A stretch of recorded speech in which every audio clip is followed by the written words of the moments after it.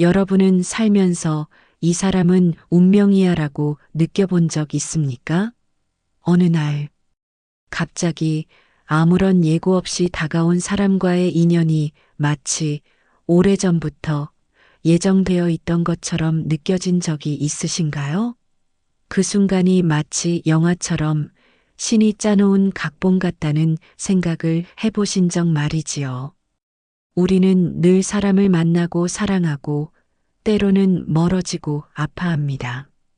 그러면서도 매번 묻습니다. 이번에는 진짜 인연일까? 이 사람과의 관계는 오래 갈 수 있을까? 이러한 질문들 속에서 많은 이들이 사주명리학을 찾습니다.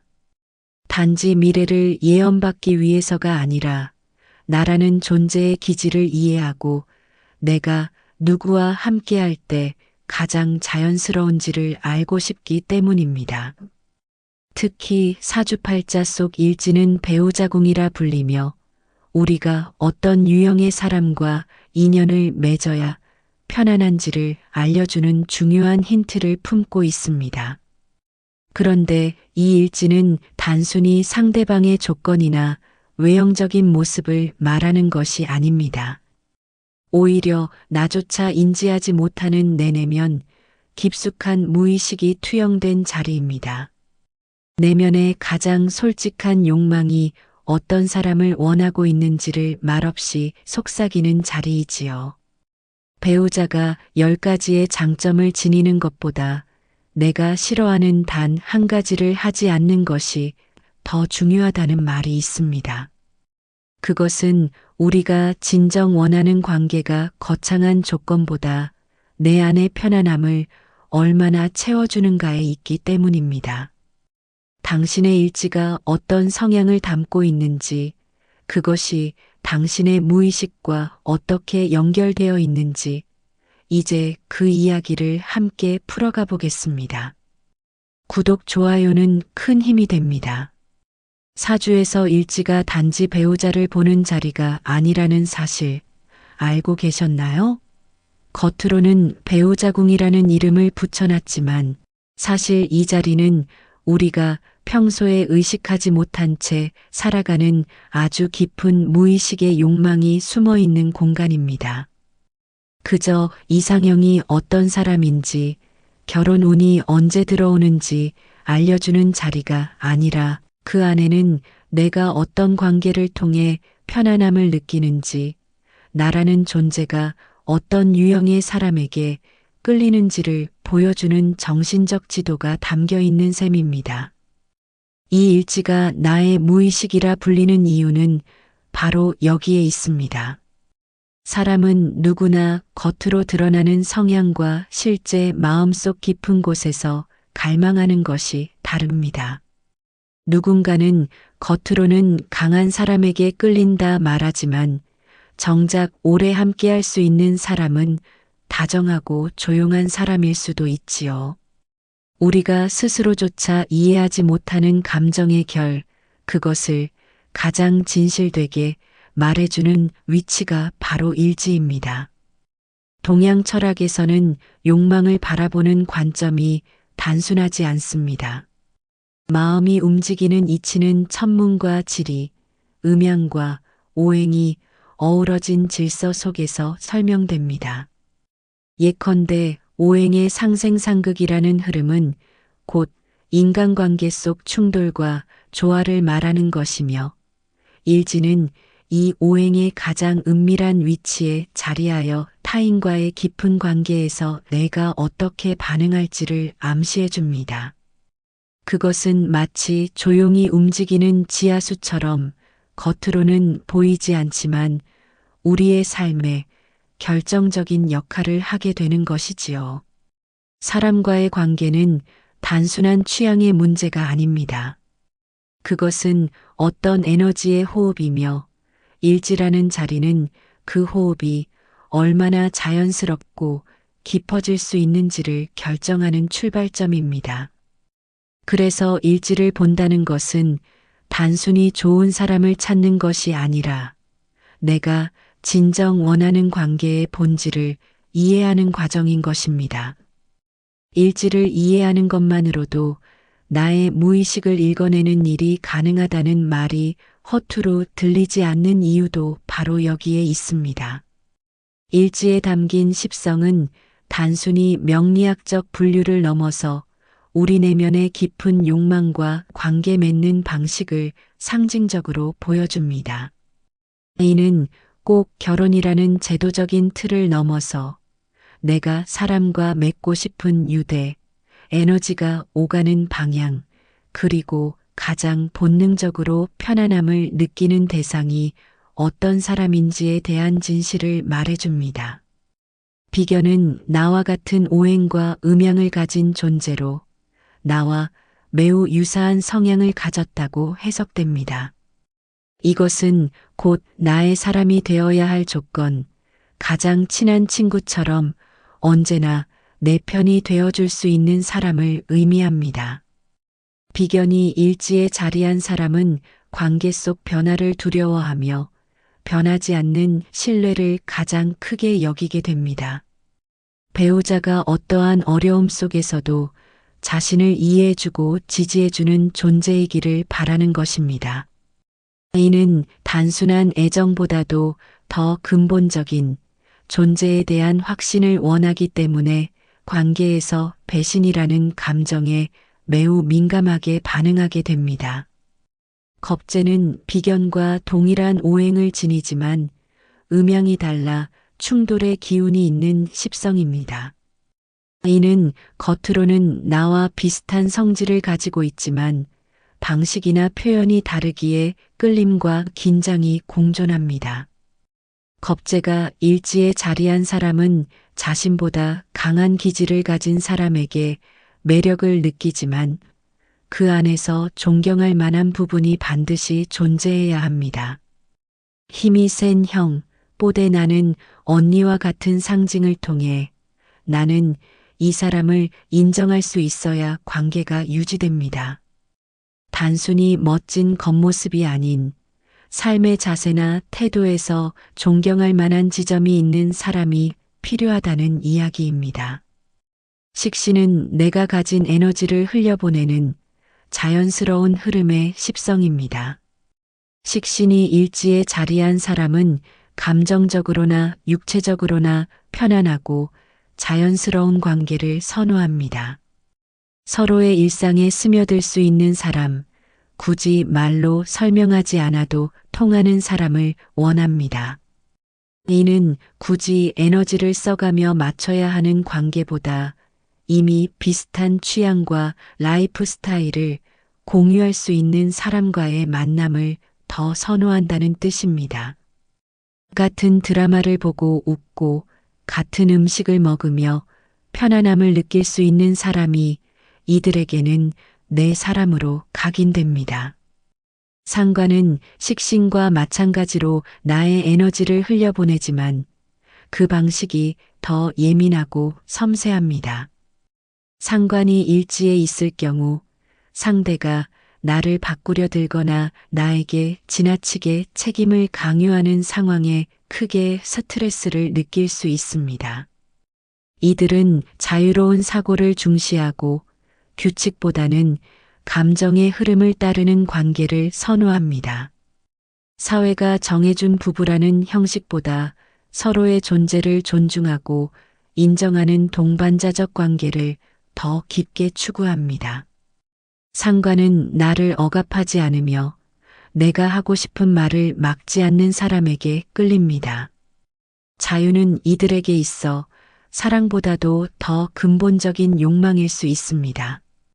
이처럼 일지에 담긴 십성은 나의 감정적 기후, 그리고 내가 진정으로 원하는 사람의 형태를 너무도 명확히 보여주고 있습니다.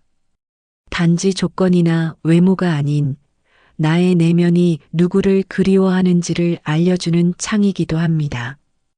우리는 종종 관계에서 문제가 생겼을 때 왜 저 사람은 나를 이해하지 못할까라고 자책하거나 반대로 나는 왜 저 사람을 이해하지 못할까라며 괴로워합니다. 사실 이 고통의 대부분은 서로 다른 무의식의 욕망이 맞닿는 접점에서 발생하는 것입니다. 나의 일지가 담고 있는 감정의 뿌리와 상대의 욕망이 서로 충돌할 때 우리는 사랑이라는 이름 아래에서조차 외롭고 불편해지기 마련입니다. 일지는 나의 욕망이 어떻게 움직이는지를 보여줄 뿐 아니라 상대가 원하는 것을 추론해낼 수 있는 중요한 실마리도 제공합니다. 예를 들어 나의 일지가 비견이라면 변치 않는 관계, 흔들림 없는 신뢰를 원하지만 상대의 일지가 상관이라면 자유와 자유를 중시하게 됩니다. 겉보기엔 아무 문제 없어 보이지만 조금만 깊이 들어가면 서로의 요구가 충돌하며 불협화음을 일으키기 쉬운 구조입니다. 이때 필요한 것은 서로의 욕망을 인정하고 받아들이는 힘, 즉 음양오행에서 말하는 상생의 지혜입니다. 동양 철학은 모든 관계를 생과 극, 합과 충의 흐름으로 설명합니다. 나의 일지가 상대의 일지와 합을 이룰 수 있다면 그것은 이해와 배려, 상호작용을 통해 긍정적인 방향으로 나아갈 수 있는 기회를 의미합니다. 하지만 충이 될 경우 아무리 끌리는 관계일지라도 반복되는 갈등과 시험을 겪게 되며 어느 시점에서는 감정의 균형이 무너지기 쉽습니다. 그럼에도 불구하고 충이 반드시 나쁜 것은 아닙니다. 관계에서 충은 서로를 변화시키고 성장시키는 과정일 수 있으며 서로의 상처를 통해 깊어지는 인연으로 이어질 수도 있습니다. 이러한 관계의 흐름 속에서 중요한 것은 합을 지향하되 충을 무서워하지 않는 자세입니다. 내가 일지에서 어떤 기운을 가지고 있든 그것은 나의 본질적인 욕망일 뿐이며 그것을 완전히 이해하고 나면 비로소 타인의 욕망도 인정할 수 있게 됩니다. 관계는 결국 서로 다른 기운의 만남이며 완전히 같을 필요는 없습니다. 다만 그 차이를 받아들이고 조화를 만들어가는 능력이 성숙한 관계를 만듭니다. 특히 배우자궁으로서의 일지는 나의 본능적 요구뿐 아니라 내가 타인에게 어떻게 받아들여지기를 원하는지도 보여줍니다.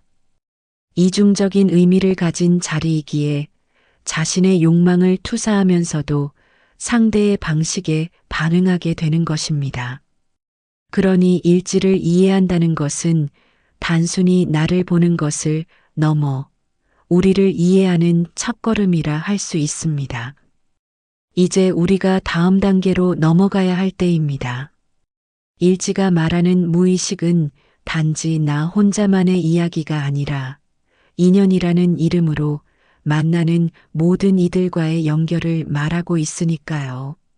사람과 사람 사이의 관계는 늘 미묘하고 복잡합니다.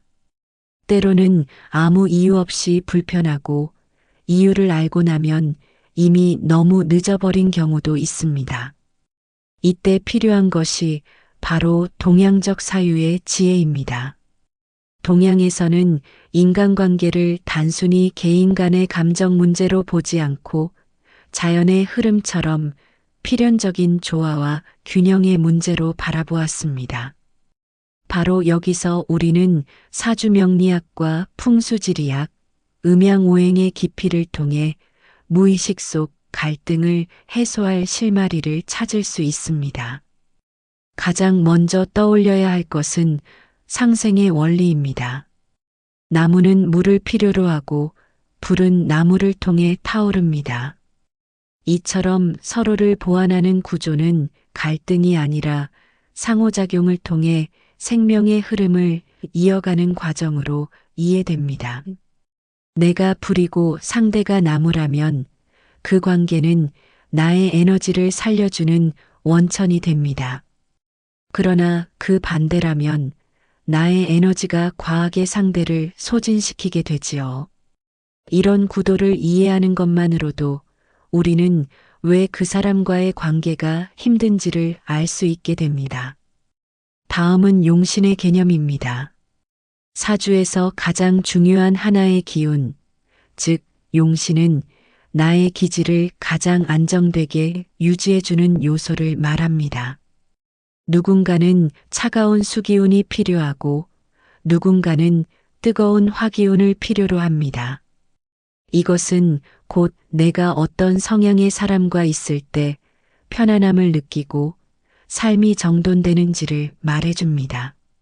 그러므로 상대의 일지를 파악할 때 그 사람이 나의 용신과 상응하는 기운을 지녔다면 그 관계는 안정적이고 조화롭게 흘러가기 쉽습니다. 반대로 용신을 해치는 기운이라면 아무리 사랑한다 해도 끊임없이 부딪히게 됩니다. 세 번째는 풍수적 배치입니다. 이것은 공간의 에너지가 사람 사이의 기류를 조절해준다는 원리에서 출발합니다. 우리가 사는 집의 배치, 방의 위치, 함께 머무는 공간에서의 동선 하나까지도 사람 사이의 갈등을 완화하거나 악화시킬 수 있습니다. 예컨대 서로의 기운이 부딪힐 때는 집안의 북쪽, 즉 수기운이 흐르는 곳에 휴식 공간을 마련하거나 따로 떨어진 책상과 침대를 배치하는 것만으로도 기류를 완화할 수 있습니다. 이는 단순한 인테리어가 아니라 기운을 배려한 생활 방식의 지혜입니다. 이외에도 합과 충의 관점에서 상대와의 갈등을 바라보는 시각은 관계의 폭을 넓혀줍니다. 누군가는 나와 합의되는 사람과 평온한 삶을 원하고 누군가는 충이 있는 사람과 강렬한 변화를 겪으며 성숙합니다. 어느 쪽이 옳고 그름이 아니라 내가 어떤 삶을 원하는가에 따라 달라지는 것입니다. 자신이 일지에 어떤 글자를 가지고 있는지, 그것이 상대와 어떤 작용을 일으키는지를 보는 것만으로도 우리는 더 현명한 선택을 할 수 있게 됩니다. 결국 무의식 속의 갈등은 나를 몰라서 오는 오해이고 상대를 몰라서 오는 불협입니다. 동양 철학은 이것을 자연의 법칙처럼 순환과 흐름 속에서 풀어가는 방법을 가르쳐 줍니다. 내가 무엇을 필요로 하고 상대는 무엇을 갈망하는지를 이해하는 순간 갈등은 더 이상 위협이 아니라 관계의 새로운 장으로 이어지는 관문이 됩니다. 배우자궁, 일지는 단지 명리학에서 정해놓은 하나의 기술적인 개념이 아닙니다. 그것은 나의 무의식 깊숙한 곳에서 울려나오는 사랑의 언어이며 내가 어떤 사람과 함께할 때 마음이 가장 편안해지는지를 말없이 알려주는 신호입니다. 그것이 사람을 지정하지 않더라도 내가 살아가는 방향 안에서 어떤 기운의 사람과 더불어 있을 때 나라는 존재가 안정감을 얻고 삶의 리듬이 흐트러지지 않는지를 알려주는 나침반이 되어줍니다. 우리는 종종 누군가와의 관계에서 지나친 기대를 하거나 반대로 스스로를 억누르며 관계를 유지하려 애쓰는 경향이 있습니다. 그럴 때마다 일지를 들여다보면 좋습니다. 나는 왜 이런 감정을 느끼는지, 왜 이 관계가 힘든지를 너무도 정확히 설명해주는 자리가 바로 이곳입니다. 그 안에서 우리는 자신을 발견하고 동시에 상대의 언어를 이해하려는 첫걸음을 내디딜 수 있습니다. 사주는 결코 미래를 고정시키는 도구가 아닙니다. 오히려 나를 더 잘 이해하고 지금보다 조금 더 나은 선택을 하기 위한 하나의 틀일 뿐입니다. 그리고 그 틀 안에서 내가 가장 민감하게 반응하는 자리가 일지이며 이 일지를 이해한다는 것은 단순한 연애와 결혼 운세를 넘어 내가 살아가는 방식 그 자체에 대한 깊은 통찰을 얻게 되는 순간이기도 합니다. 지금 우리가 사랑하고 있는 그 사람 아니면 아직 만나지 못한 그 사람. 누구든 일지를 이해하고 접근한다면 그 관계는 더 이상 운에 맡겨진 우연이 아니라 내가 의식적으로 만들어가는 인연이 될 수 있습니다. 어떤 사랑의 형태든 어떤 관계의 방식이든 나의 무의식이 원하는 기운과 조화를 이룬다면 그 사람은 결국 나의 운명일 수 있는 것입니다. 오늘 이야기 어떠셨습니까? 여러분의 경험도 공유해 주시길 바랍니다. 행복 가득하시길 진심으로 기원합니다.